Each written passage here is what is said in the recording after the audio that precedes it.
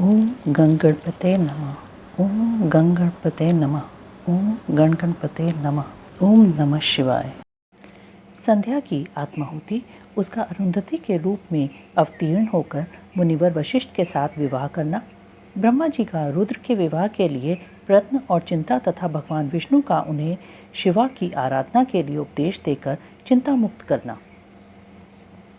ब्रह्मा जी कहते हैं, नारद, जब वर देकर भगवान शंकर अंतर्ध्यान हो गए तब संध्या भी उसी स्थान पर गई जहाँ मुनि मेघातिथि यज्ञ कर रहे थे। भगवान शंकर की कृपा से उसे किसी ने वहाँ नहीं देखा। उसने उस तेजस्वी ब्रह्मचारी का स्मरण किया जिसने उसके लिए तपस्या की विधि का उपदेश दिया था। महामुने, पूर्व काल में महर्षि वशिष्ठ ने मुझ परमेष्ठी की आज्ञा से एक तेजस्वी ब्रह्मचारी का वेश धारण करके उसे तपस्या करने के लिए उपयोगी नियमों का उपदेश दिया था।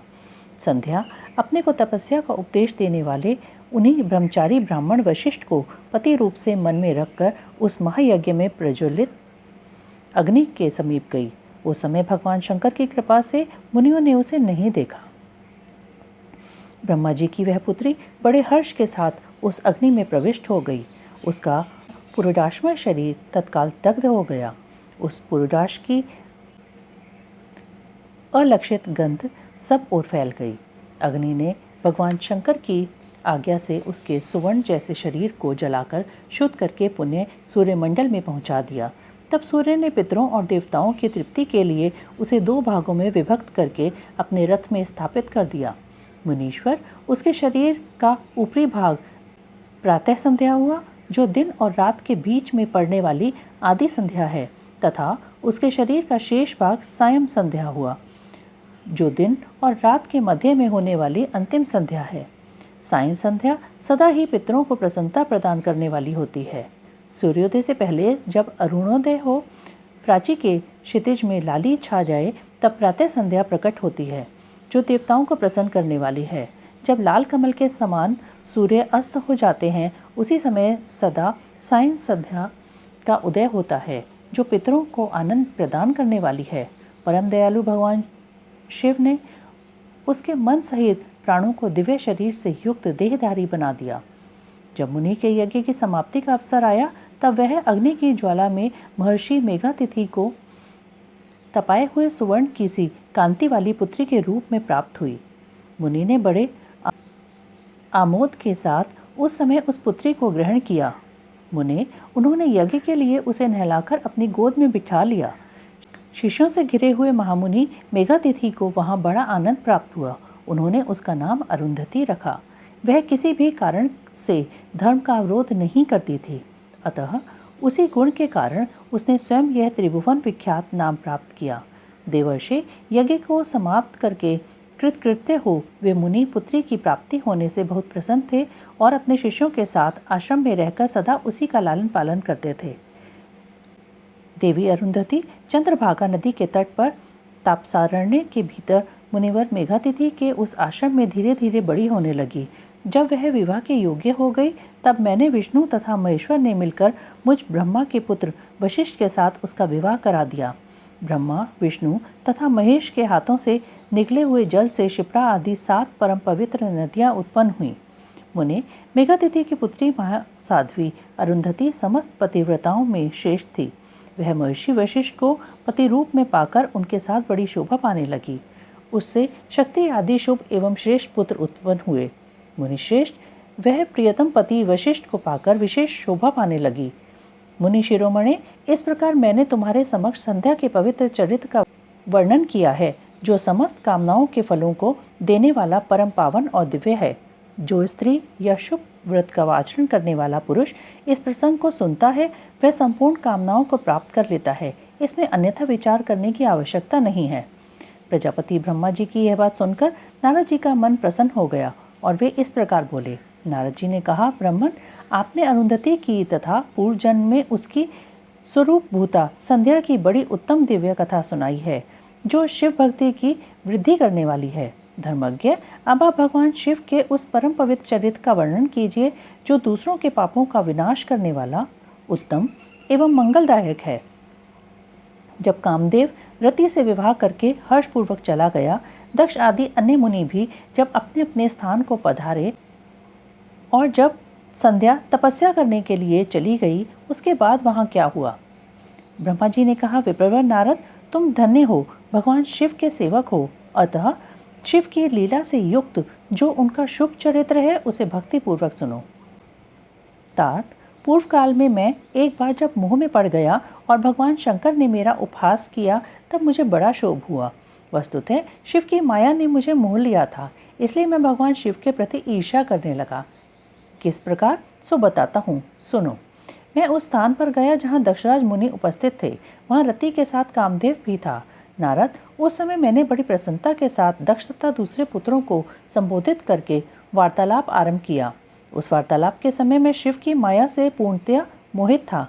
अतः मैंने कहा, पुत्रों, तुम्हें ऐसा प्रयत्न करना चाहिए जिससे महादेव जी किसी कमनीय कांति वाली स्त्री का पाणी ग्रहण करें।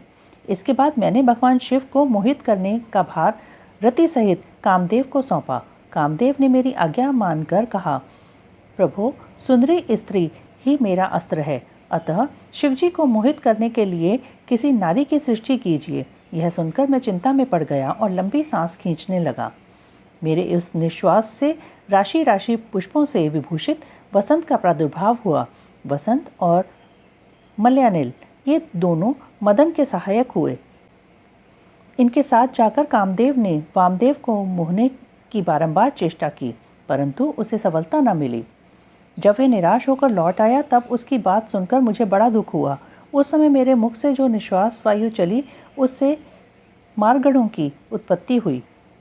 उन्हें मदन की सहायता के लिए आदेश देकर मैंने पुनः उन सबको शिवजी के पास भेजा, परंतु महान प्रयत्न करने पर भी वे भगवान शिव को मोह में न डाल सके। काम सपरिवार लौट आया और मुझे प्रणाम करके अपने स्थान को चला गया। उसके चले जाने पर मैं मन ही मन सोचने लगा कि निर्विकार तथा मन को वश में रखने वाले योगपरायण भगवान शंकर किसी स्त्री को अपनी सहधर्मिणी बनाना कैसे स्वीकार करेंगे। यही सोचते सोचते मैंने भक्ति भाव से उन भगवान श्री हरि का स्मरण किया, जो साक्षात शिव स्वरूप तथा मेरे शरीर के जन्मदाता हैं। इन वचनों से युक्त शुभ स्तोत्रों द्वारा उनकी स्तुति की। उस स्तुति को सुनकर भगवान शीघ्र ही मेरे सामने प्रकट हो गए। उनकी 4 भुजाएं शोभा पाती थीं। नेत्र प्रफुल्ल कमल के समान सुंदर थे। उन्होंने हाथों में शंख, चक्र, गदा और पद्म ले रखे थे। उनके श्याम शरीर पर पीतांबर की बड़ी शोभा हो रही थी। वे भगवान श्रीहरि भक्त प्रिय हैं। अपने भक्त उन्हें बहुत प्यारे हैं। सबके उत्तम शरणदाता उन श्रीहरि को उस रूप में देखकर मेरे नेत्रों से प्रेमाश्रुओं की धारा बह चली और मैं गदगद कंठ से बारंबार उनकी स्तुति करने लगा। मेरे उस स्रोत को सुनकर अपने भक्तों के दुख दूर करने वाले भगवान विष्णु बहुत प्रसन्न हुए और शरण में आए हुए मुझ ब्रह्मा से बोले, महाप्राज्ञ विधाता, लोक सृष्टा ब्रह्मन, तुम धन्य हो। बताओ, तुमने किस लिए आज मेरा स्मरण किया है और किस निमित्त से यह स्तुति की जा रही है? तुम पर कौन सा महान दुख आ पड़ा है? उसे मेरे सामने इस समय कहो, मैं वह सारा दुख मिटा दूंगा। इस विषय में कोई संदेह या अन्यथा विचार नहीं करना चाहिए। तब ब्रह्मा जी ने सारा प्रसंग सुनाकर कहा, केशव, यदि भगवान शिव किसी तरह पत्नी को ग्रहण कर लें तो मैं सुखी हो जाऊंगा। मेरे अंतःकरण का सारा दुख दूर हो जाएगा। इसी के लिए मैं आपकी शरण में आया हूँ। मेरी यह बात सुनकर भगवान मधुसूदन हंस पड़े और मुझ लोक सृष्टा ब्रह्मा का हर्ष बढ़ाते हुए मुझसे शीघ्र ही यूँ बोले, विधाता, तुम मेरा वचन सुनो। यह तुम्हारे भ्रम का निवारण करने वाला है। मेरा वचन ही वेद शास्त्र आदि का वास्तविक सिद्धांत है। शिव ही सबके कर्ता भर्ता है और हर्ता हैं। वे ही परात्पर हैं। परब्रह्म, परेश, निर्गुण, नित्य, अनिर्देश्य, निर्विकार, अद्वितीय, अच्युत, अनंत, सबका अंत करने वाले स्वामी और सर्वव्यापी परमात्मा एवं परमेश्वर हैं। सृष्टि, पालन और संहार करता तीनों गुणों को आश्रय देने वाले व्यापक ब्रह्मा, विष्णु और महेश नाम से प्रसिद्ध रजोगुण, सत्वगुण तथा तमोगुण से परे, माया से ही भेदयुक्त प्रतीत होने वाले निरी, माया रहित, माया के स्वामी या प्रेरक, चतुर, सगुण, स्वतंत्र, आत्मानंद स्वरूप, निर्विकल्प, आत्माराम, निर्द्वंद, भक्त परवश, सुंदर विग्रह से सुशोभित योगी, नित्य योग परायण, योग मार्गदर्शक, गर्वहारी, लोकेश्वर और सदा दीन वत्सल हैं। तुम उन्हीं की शरण में जाओ। सर्वात्मना शंभु का भजन करो, इससे संतुष्ट होकर वे तुम्हारा कल्याण करेंगे। ब्राह्मण, यदि तुम्हारे मन में यह विचार हो कि शंकर पत्नी का पाणिग्रहण करें तो शिवा को प्रसन्न करने के उद्देश्य से शिव को स्मरण करते हुए उत्तम तपस्या करो। अपने उस मनोरथ को हृदय में रखते हुए देवी शिवा का ध्यान करो। वे देवेश्वरी यदि प्रसन्न हो जाएं तो सारा कार्य सिद्ध कर देंगी। यदि शिवा सगुण रूप से अवतार ग्रहण करके लोक में किसी की पुत्री हो मानव शरीर ग्रहण करें तो वे निश्चय ही महादेव जी की पत्नी हो जा सकती हैं। ब्राह्मण, तुम दक्ष को आज्ञा दो, वे भगवान शिव के लिए पत्नी का उत्पादन करने के निमित्त स्वतः भक्ति भाव से प्रयत्नपूर्वक तपस्या करे। तात, शिवा और शिव दोनों को भक्त के अधीन जानना चाहिए। वे निर्गुण पर ब्रह्म स्वरूप होते हुए भी स्वेच्छा से सगुण हो जाते हैं। विधे, भगवान शिव की इच्छा से प्रकट हुए हम दोनों ने जब उनसे प्रार्थना की थी तब पूर्व काल में भगवान शंकर ने जो बात कही थी उसे याद करो। ब्राह्मण, अपनी शक्ति से सुंदर लीला विहार करने वाले निर्गुण शिव ने स्वेच्छा से सगुण होकर मुझको और तुमको प्रकट करने के पश्चात तुम्हें जो सृष्टि कार्य करने का आदेश दिया और उमा सहित उन अविनाशी सृष्टिकर्ता प्रभु ने मुझे उस सृष्टि के पालन का कार्य सौंपा। लीला विशारद उन दयालु स्वामी ने हंसकर आकाश की ओर देखते हुए बड़े प्रेम से कहा, विष्णु, मेरा उत्कृष्ट रूप इन विधाता के अंग से इस लोक में प्रकट होगा जिसका नाम रुद्र होगा। रुद्र का रूप ऐसा ही होगा जैसा मेरा है, वह मेरा पूर्ण रूप होगा। तुम दोनों को सदा उसकी पूजा करनी चाहिए। वह तुम दोनों के संपूर्ण मनोरथों की सिद्धि करने वाला होगा। वही जगत का प्रलय करने वाला होगा। वह समस्त गुणों का दृष्टा, निर्विशेष एवं उत्तम योग का पालक होगा।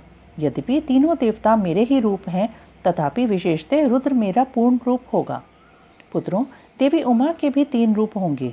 एक रूप का नाम लक्ष्मी होगा जो इन श्रीहरि की पत्नी होंगी।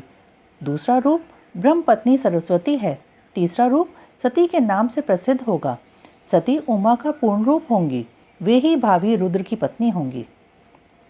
ऐसा कहकर भगवान महेश्वर हम पर कृपा करने के पश्चात वहां से अंतर्ध्यान हो गए और हम दोनों सुखपूर्वक अपने अपने कार्य में लग गए। ब्राह्मण, समय पाकर मैं और तुम दोनों सपत्नीक हो गए और साक्षात भगवान शंकर रुद्र नाम से अवतीर्ण हुए। वे इस समय कैलाश पर्वत पर निवास करते हैं। ब्रजेश्वर, अब शिवा भी सती नाम से अवतीर्ण होने वाली हैं, अतः तुम्हें उनके उत्पादन के लिए ही यत्न करना चाहिए।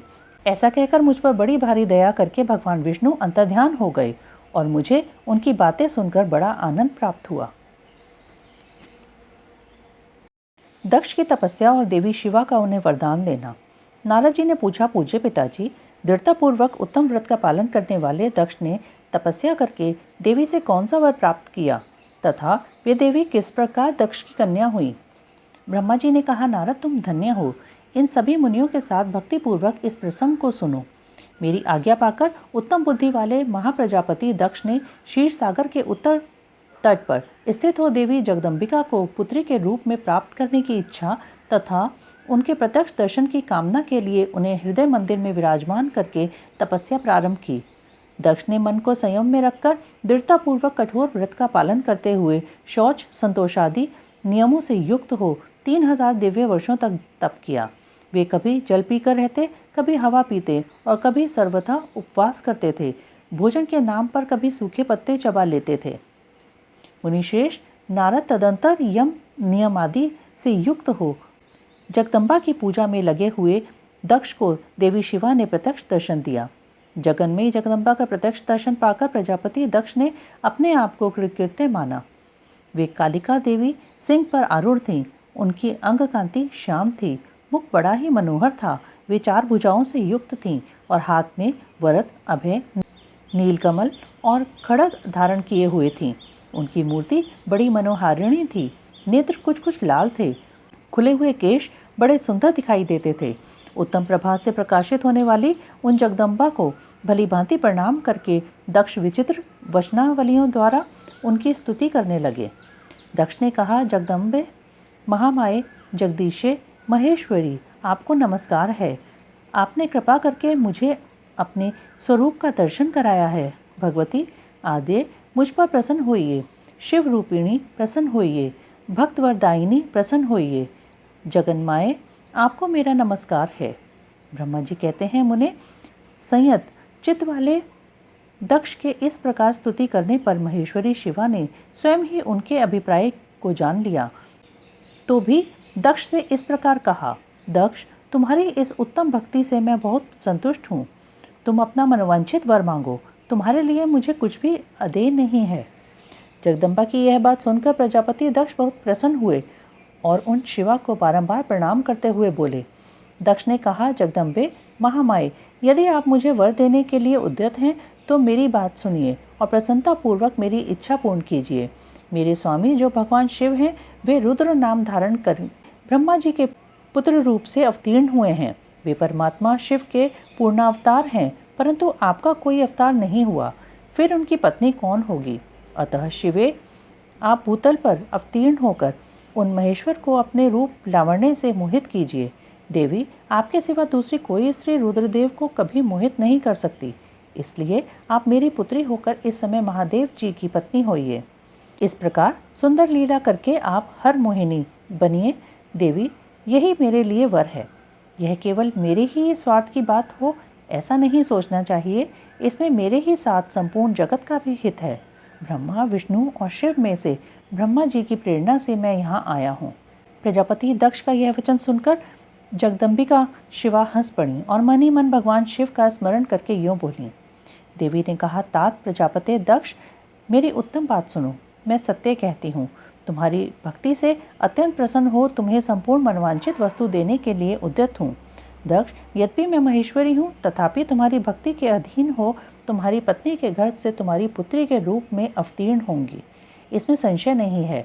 अनग, मैं अत्यंत दुस्सह तपस्या करके ऐसा प्रयत्न करूंगी जिससे महादेव जी का वर पाकर उनकी पत्नी हो जाऊं। इसके सिवा और किसी उपाय से कार्य सिद्ध नहीं हो सकता, क्योंकि वे भगवान सदाशिव सर्वथा निर्विकार हैं, ब्रह्मा और विष्णु के भी सेव्य हैं तथा नित्य परिपूर्ण रूप ही हैं। मैं सदा उनकी दासी और प्रिया हूँ। प्रत्येक जन्म में वे नाना रूपधारी शंभु मेरे ही स्वामी होते हैं। भगवान सदाशिव अपने दिए हुए वर के प्रभाव से ब्रह्मा जी की भ्रुकुटी से रुद्र रूप में अवतीर्ण हुए हैं। मैं भी उनके वर से उनकी आज्ञा के अनुसार यहाँ अवतार लूँगी। तात, अब तुम अपने घर को जाओ। इस कार्य में जो मेरी दूती अथवा सहायिका होगी उसे मैंने जान लिया है।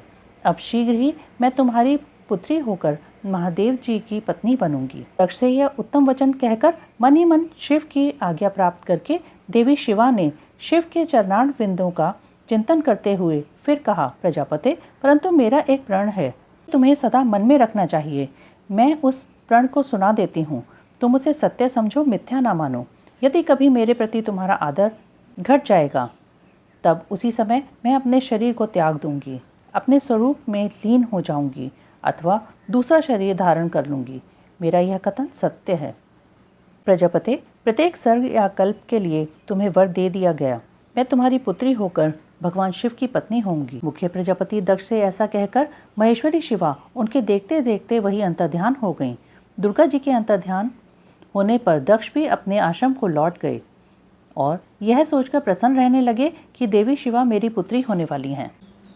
ब्रह्मा जी की आज्ञा से दक्ष द्वारा मैथुनी सृष्टि का आरंभ अपने पुत्र हरिश्रवों और शबलाशुओं को निवृत्ति मार्ग में भेजने के कारण दक्ष का नारद को शाप देना। ब्रह्मा जी कहते हैं, नारद, प्रजापति दक्ष अपने आश्रम पर जाकर मेरी आज्ञा पा हर्ष भरे मन से नाना प्रकार की मानसिक सृष्टि करने लगे। उस प्रजा सृष्टि को बढ़ती हुई न देख प्रजापति दक्ष ने अपने पिता मुझ ब्रह्मा से कहा। दक्ष बोले, ब्रह्मन, तात, प्रजानाथ, प्रजा बढ़ नहीं रही है। प्रभु, मैंने जितने जीवों की सृष्टि की थी वे सब उतने ही रह गए हैं। प्रजानाथ, मैं क्या करूं? जिस उपाय से ये जीव अपने आप बढ़ने लगें वह मुझे बताइए। तदनुसार मैं प्रजा की सृष्टि करूंगा, इसमें संशय नहीं है। ब्रह्मा जी ने कहा, तात, प्रजापति दक्ष, मेरी उत्तम बात सुनो और उसके अनुसार कार्य करो। सुरश्रेष्ठ भगवान शिव तुम्हारा कल्याण करेंगे। प्रजेश, प्रजापति, पंचजन की जो परम सुंदरी पुत्री असिकनी है उसे तुम पत्नी रूप से ग्रहण करो। स्त्री के साथ मैथुन धर्म का आश्रय ले तुम पुनः इस प्रजा सर्ग को बढ़ाओ। असिकनी जैसी कामनी के गर्भ से तुम बहुत सी संतानें उत्पन्न कर सकोगे। तदंतर मैथुन धर्म से प्रजा की उत्पत्ति करने के उद्देश्य से प्रजापति दक्ष ने मेरी आज्ञा के अनुसार वीरण प्रजापति की पुत्री के साथ विवाह किया। अपनी पत्नी वीरणी के गर्भ से प्रजापति दक्ष ने 10,000 पुत्र उत्पन्न किए जो हर्षव कहलाए। मुने वे सबके सब पुत्र समान धर्म का आचरण करने वाले हुए। पिता की भक्ति में तत्पर रहकर वे सदा वैदिक मार्ग पर ही चलते थे। एक समय पिता ने उन्हें प्रजा की सृष्टि करने का आदेश दिया। तब वे सभी दाक्षायण नामधारी पुत्र सृष्टि के उद्देश्य से तपस्या करने के लिए पश्चिम दिशा की ओर गए। वहाँ नारायण सर नामक परम पावन तीर्थ है, जहाँ दिव्य सिंधु नद और समुद्र का संगम हुआ है। उस तीर्थ जल का ही निकट से स्पर्श करते उनका अंतःकरण शुद्ध एवं ज्ञान से संपन्न हो गया। उनकी आंतरिक मल राशि धुल गई और वे परमहंस धर्म में स्थित हो गए। दक्ष के वे सभी पुत्र पिता के आदेश में बंधे हुए थे, अतः मन को सुस्थिर करके प्रजा की वृद्धि के लिए वहां तप करने लगे। वे सभी सत्पुरुषों में श्रेष्ठ थे। नारद, जब तुम्हें पता लगा कि हरेश्वगण सृष्टि के लिए तपस्या कर रहे हैं, तब भगवान लक्ष्मीपति के हार्दिक अभिप्राय को जानकर तुम स्वयं उनके पास गए और आदरपूर्वक यूँ बोले, दक्षपुत्र हरेश्वगण, तुम लोग पृथ्वी का अंत देखे बिना सृष्टि रचना करने के लिए कैसे उद्यत हो गए? ब्रह्मा जी कहते हैं, नारद, हरेश्वर आलस्य से दूर रहने वाले थे और जन्म काल से ही बड़े बुद्धिमान थे। वे सबके सब तुम्हारा उपयुक्त कथन सुनकर स्वयं उस पर विचार करने लगे। उन्होंने यह विचार किया कि जो उत्तम शास्त्र रूपी पिता के निवृत्तिपरक आदेश को नहीं समझता, वह केवल रज आदि गुणों पर विश्वास करने वाला पुरुष सृष्टि निर्माण का कार्य कैसे आरंभ कर सकता है। ऐसा निश्चय करके वे उत्तम बुद्धि और एकचित्त वाले दक्ष कुमार नारद को प्रणाम और उनकी परिक्रमा करके ऐसे पथ पर चले गए जहाँ जाकर कोई वापस नहीं लौटता। नारद, तुम भगवान शंकर के मन हो और मुने तुम समस्त लोकों में अकेले विचरा करते हो। तुम्हारे मन में कोई विकार नहीं है, क्योंकि तुम सदा महेश्वर की मनोवृत्ति के अनुसार ही कार्य करते हो। जब बहुत समय बीत गया, तब मेरे पुत्र प्रजापति दक्ष को यह पता लगा कि मेरे सभी पुत्र नारद से शिक्षा पाकर नष्ट हो गए। इससे उन्हें बड़ा दुख हुआ। वे बार बार कहने लगे, उत्तम संतानों का पिता होना शोक का ही स्थान है। शिव की माया से मोहित होने से दक्ष को पुत्र वियोग के कारण बहुत शोक होने लगा। तब मैंने आकर अपने बेटे दक्ष को बड़े प्रेम से समझाया और सांत्वना दी। देव का विधान प्रबल होता है इत्यादि बातें बताकर उनके मन को शांत किया। मेरे सांत्वना देने पर दक्ष पुनः पंचजन कन्या अक्सिनी के गर्भ से शबलाश्व नामक 1,000 पुत्र उत्पन्न किए। पिता का आदेश पाकर वे पुत्र भी प्रजा सृष्टि के लिए दृढ़तापूर्वक प्रतिज्ञा पालन का नियम ले उसी स्थान पर गए जहां उनके सिद्धि को प्राप्त हुए बड़े भाई गए थे। नारायण सरोवर के जल का स्पर्श होने मात्र से उनके सारे पाप नष्ट हो गए।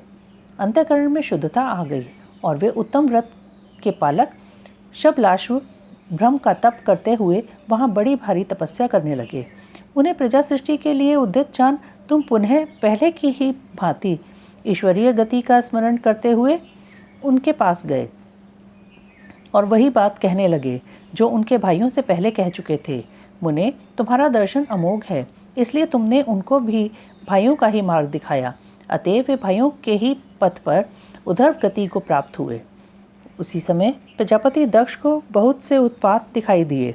इससे मेरे पुत्र दक्ष को बड़ा विस्मय हुआ और वे मन ही मन दुखी हुए। फिर उन्होंने पूर्ववत तुम्हारी ही करतूत से अपने पुत्रों का नाश हुआ सुना। इससे उन्हें बड़ा आश्चर्य हुआ। वे पुत्र शोक से मूर्छित हो अत्यंत कष्ट का अनुभव करने लगे। फिर दक्ष ने तुम पर बड़ा क्रोध किया और कहा, यह नारद बड़ा दुष्ट है। दैववश उसी समय तुम दक्ष पर अनुग्रह करने के लिए वहां आ पहुंचे। तुम्हें देखते ही शोकावेश से युक्त हुए दक्ष के होंठ रोष से फड़फड़ाने लगे। तुम्हें सामने पाकर वे धिक्कारने और निंदा करने लगे। दक्ष ने कहा, ओ नीच, तुमने यह क्या किया? तुमने झूठ मूठ साधुओं का बाना पहन रखा है। इसी के द्वारा ठगकर हमारे भोले भाले बालकों को जो तुमने भिक्षुओं का मार्ग दिखाया है, यह अच्छा नहीं किया। तुम निर्दय और शठ हो। इसलिए तुमने हमारे इन बालकों के जो अभी ऋषि ऋण, देव ऋण और पितृ ऋण से मुक्त नहीं हो पाए थे, लोक और परलोक दोनों के श्रेय का नाश कर डाला। जो पुरुष इन तीनों ऋणों को उतारे बिना ही मोक्ष की इच्छा मन में लिए माता पिता को त्याग कर घर से निकल जाता है, सन्यासी हो जाता है अद्योगति को प्राप्त होता है। तुम निर्दय और बड़े निर्लज हो, बच्चों की बुद्धि में भेद पैदा करने वाले हो और अपने सुयश को स्वयं ही नष्ट कर रहे हो। मूढ़मते, तुम भगवान विष्णु के पार्षदों में व्यर्थ ही घूमते फिरते हो। अधमाधम, तुमने बारंबार मेरा अमंगल किया है, अतः आज से तीनों लोकों में विचरते हुए तुम्हारा पैर कहीं स्थिर नहीं रहेगा अथवा कहीं भी तुम्हें ठहरने के लिए सुस्थिर ठौर ठिकाना नहीं मिलेगा। नारद, यद्यपि तुम साधु पुरुषों द्वारा सम्मानित हो, तथापि उस समय दक्ष ने शोकवश तुम्हें वैसा शाप दे दिया। वे ईश्वर इच्छा को नहीं समझ सके। शिव की माया ने उन्हें अत्यंत मोहित कर दिया था।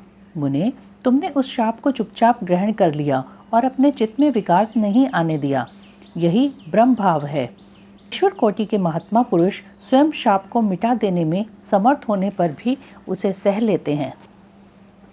दक्ष की 60 कन्याओं का विवाह। दक्ष और वीरणी के यहाँ देवी शिवा का अवतार। दक्ष द्वारा उनकी स्तुति तथा सती के सद्गुणों एवं चेष्टाओं से माता पिता की प्रसन्नता। ब्रह्मा जी कहते हैं, देवर्षि, इसी समय दक्ष के इस बर्ताव को जानकर मैं भी वहां आ पहुंचा और पूर्वत उन्हें शांत करने के लिए सांत्वना देने लगा। तुम्हारी प्रसन्नता को बढ़ाते हुए मैंने दक्ष के साथ तुम्हारा सुंदर स्नेहपूर्ण संबंध स्थापित कराया। तुम मेरे पुत्र हो, मुनियों में श्रेष्ठ और संपूर्ण देवताओं के प्रिय हो, अतः बड़े प्रेम से तुम्हें आश्वासन देकर मैं फिर अपने स्थान पर आ गया। तदंतर प्रजापति दक्ष ने मेरे अनुनय के अनुसार अपनी पत्नी के गर्भ से 60 सुंदरी कन्याओं को जन्म दिया और आलस्य रहित हो धर्म आदि के साथ उन सबका विवाह कर दिया। मुनीश्वर, मैं उसी प्रसंग को बड़े प्रेम से कह रहा हूँ, तुम सुनो। मुने, दक्ष ने अपनी 10 कन्याएं विधि पूर्वक धर्म को ब्याह दी, 13 कन्याएं कश्यप मुनि को दे दी और 27 कन्याओं का विवाह चंद्रमा के साथ कर दिया। भूत, अंगिरा तथा कृशाश्व को उन्होंने 2-2 कन्याएं दी और शेष 4 कन्याओं का विवाह ताक्षर्य के साथ कर दिया। इन सबकी संतान परंपराओं से तीनों लोग भरे पड़े हैं, अतः विस्तार भय से उनका वर्णन नहीं किया जाता। कुछ लोग शिवा या सती को दक्ष की ज्येष्ठ पुत्री बताते हैं, दूसरे लोग इन्हें मंझली पुत्री कहते हैं तथा कुछ अन्य लोग सबसे छोटी पुत्री मानते हैं। कल्प भेद से ये तीनों मत ठीक हैं। पुत्र और पुत्रियों की उत्पत्ति के पश्चात पत्नी सहित प्रजापति दक्ष ने बड़े प्रेम से मन ही मन जगदम्बिका का ध्यान किया, साथ ही गदगद वाणी से प्रेम पूर्वक उनकी स्तुति भी की। बारंबार अंजलि बांध नमस्कार करके वे विनीत भाव से देवी को मस्तक झुकाते थे। इससे देवी शिवा संतुष्ट हुई और उन्होंने अपने प्रण की पूर्ति के लिए मन ही मन यह विचार किया कि अब मैं वीरणी के गर्भ से अवतार लूंगी। ऐसा विचार करके जगदम्बा दक्ष के हृदय में निवास करने लगी। मुनिश्रेष्ठ, उस समय दक्ष की बड़ी शोभा होने लगी। फिर उत्तम मुहूर्त देखकर दक्ष ने अपनी पत्नी में प्रसन्नता पूर्वक गर्भधान किया। तब दयालु शिवा दक्ष पत्नी के चित्त में निवास करने लगी। उनमें गर्भधारण के सभी चिन्ह प्रकट हो गए। तात उस अवस्था में वीरणी की शोभा बढ़ गई और उसके चित्त में अधिक हर्ष छा गया। भगवती शिवा के निवास के प्रभाव से वीरणी महामंगल रूपिणी हो गई। दक्ष ने अपने कुल संप्रदाय, वेद ज्ञान और हार्दिक उत्साह के अनुसार प्रसन्नता पूर्वक पुंसवन आदि संस्कार संबंधी श्रेष्ठ क्रियाएं संपन्न की। उन कर्मों के अनुष्ठान के समय महान उत्सव हुआ। प्रजापति ने ब्राह्मणों को उनकी इच्छा के अनुसार धन दिया। उस अवसर पर वीरणी के गर्भ में देवी का निवास हुआ जानकर श्री विष्णु आदि सब देवताओं को बड़ी प्रसन्नता हुई। उन सब ने वहां आकर जगदम्बा का स्तवन किया और समस्त लोगों का उपकार करने वाली देवी शिवा को बारंबार प्रणाम किया। वे सब देवता प्रसन्नचित हो दक्ष प्रजापति तथा वीरणी की भूरी भूरी प्रशंसा करके अपने अपने स्थान को लौट गए। नारद, जब 9 महीने बीत गए तब लौकिक गति का निर्वाह कराकर 10वें महीने के पूर्ण होने पर चंद्रमा आदि ग्रहों तथा ताराओं की अनुकूलता से युक्त सुखद मुहूर्त में देवी शिवा शीघ्र ही अपनी माता के सामने प्रकट हुई। उनके अवतार लेते ही प्रजापति दक्ष बड़े प्रसन्न हुए और उन्हें महान तेज से दीप्यमान देख उनके मन में यह विश्वास हो गया कि साक्षात वे शिवा देवी ही मेरी पुत्री के रूप में प्रकट हुई हैं। उस समय आकाश से फूलों की वर्षा होने लगी और मेघ जल बरसाने लगे। मुनीश्वर सती के जन्म लेते ही संपूर्ण दिशाओं में तत्काल शांति छा गई। देवता आकाश में खड़े हो मांगलिक बाजे बजाने लगे। अग्निशालाओं की बुझी हुई अग्नियां सहसा प्रज्वलित हो उठीं और सब कुछ परम मंगलमय हो गया। वीरणी के गर्भ से साक्षात जगदम्बा को प्रकट हुई देख दक्ष ने दोनों हाथ जोड़कर नमस्कार किया और बड़े भक्ति भाव से उनकी बड़ी स्तुति की। बुद्धिमान दक्ष की स्तुति करने पर जगन्माता शिवा उस समय दक्ष से इस प्रकार बोली, जिससे माता वीरणी न सुन सके। भी बोली, प्रजापते, तुमने पहले पुत्री रूप में मुझे प्राप्त करने के लिए मेरी आराधना की थी। तुम्हारा वह मनोरथ आज सिद्ध हो गया। अब तुम उस तपस्या के फल को ग्रहण करो। उस समय दक्ष से ऐसा कहकर देवी ने अपनी माया से शिशु रूप धारण कर लिया और शैशव भाव प्रकट करती हुई वे वहीं रोने लगीं। उस बालिका का रोदन सुनकर सभी स्त्रियां और दासियां बड़े वेग से प्रसन्नतापूर्वक वहां आ पहुंची। सिकनी की पुत्री का अलौकिक रूप देखकर उन सभी स्त्रियों को बड़ा हर्ष हुआ। नगर के सब लोग उस समय जय जयकार करने लगे। गीत और वाद्यों के साथ बड़ा भारी उत्सव होने लगा। पुत्री का मनोहर मुख देखकर सबको बड़ी प्रसन्नता हुई। दक्ष ने वैदिक और कुलोचित आचार का विधि पूर्वक अनुष्ठान किया। ब्राह्मणों को दान दिया और दूसरों को भी धन बांटा। सब ओर यथोचित गान और नृत्य होने लगे। भांति भांति के मंगल कृत्यों के साथ बहुत से बाजे बजने लगे। उस समय दक्ष ने समस्त सद्गुणों की सत्ता से प्रशंसित होने वाली अपनी उस पुत्री का नाम प्रसन्नतापूर्वक उमा रखा। तदंतर संसार में लोगों की ओर से उसके और भी नाम प्रचलित किए गए, जो सबके सब महान मंगलदायक तथा विशेषतः समस्त दुखों का नाश करने वाले हैं।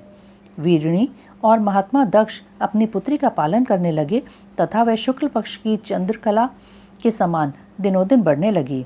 द्विश्रेष्ठ बाल्यावस्था में भी समस्त उत्तमोत्तम गुण उसमें उसी तरह प्रवेश करने लगे जैसे शुक्ल पक्ष के बाल चंद्रमा में भी समस्त मनोहारिणी कलाएं प्रविष्ट हो जाती हैं। दक्ष कन्या सती सखियों के बीच बैठी बैठी जब अपने भाव में निमग्न होती थीं, तब बारंबार भगवान शिव की मूर्ति को चित्रित करने लगती थीं। मंगलमयी सती जब बाल्योचित सुंदर गीत गाती, तब स्थाणु, हर एवं रुद्र नाम लेकर स्मर शत्रु शिव का स्मरण किया करती थीं।